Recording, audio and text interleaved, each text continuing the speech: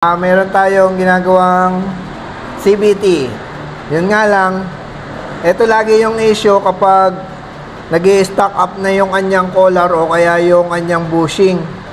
Stock up na to mga ka-works kasi yun yung nagiging problema kapag hindi gumagamit ng tamang torque wrench.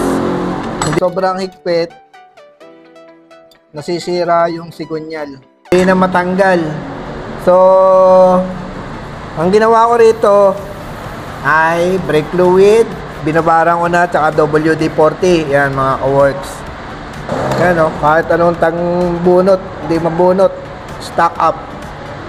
So, karamihan, ang ginagawa nito ay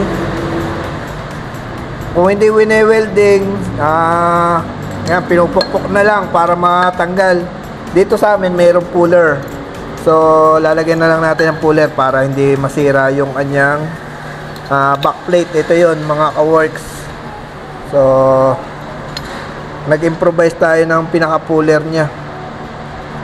Ang gagawin nyo para hindi mabusalsal ito mga ka-works tandaan nyo, itong kanyang sigunyal, lalagyan nyo muna ng nut. Dahil pag hindi nyo nilagyan ng nut yan mga ka-works, malolos thread yan. Ito, panoorin nyo yung gagawin ko. Kaya dapat may proper tools katulad ng torque wrench. Ito nangyayari.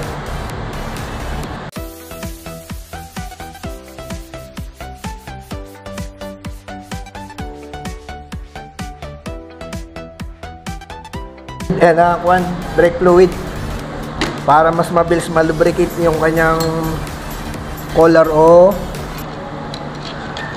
yung kanyang sleeve o bushing kung tawagin ng iba. Ito medyo maganit mga ka-works. Kapag mahirap puwersahin, huwag nyo itutuloy, pabalik-balik lang para hindi masira yung sigunyal.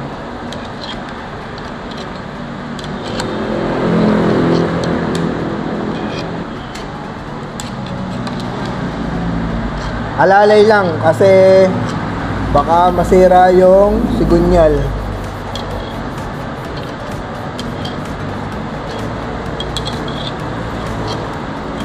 Yan, tuloy-tuloy nyo lang. Kapag lubricate tuloy ng WD-40.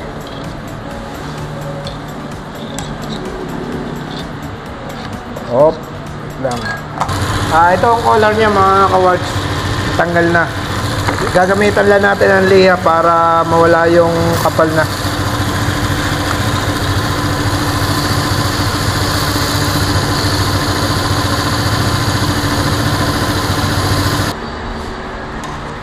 Yun, ito yung bago kong collar. Yung sa kanya, pag pinasok, yan o, hindi talaga kasi nagkaroon na ng problema. Yan. Pag bago, ito. Yan. Ganyan. Ayan, lilihain lang natin, tapos lilinisin ng konti pa kasi may konti pang gaspang. Pag ito ay pinasok natin, yan, ayaw. Kasi yung collar niya, kung pansin nyo mga ka-works, sa loob kasi niyan, medyo na-compress na. Na-compress na kasi sobrang higpit. Yan ang problema pag hindi gumagamit ng torque wrench.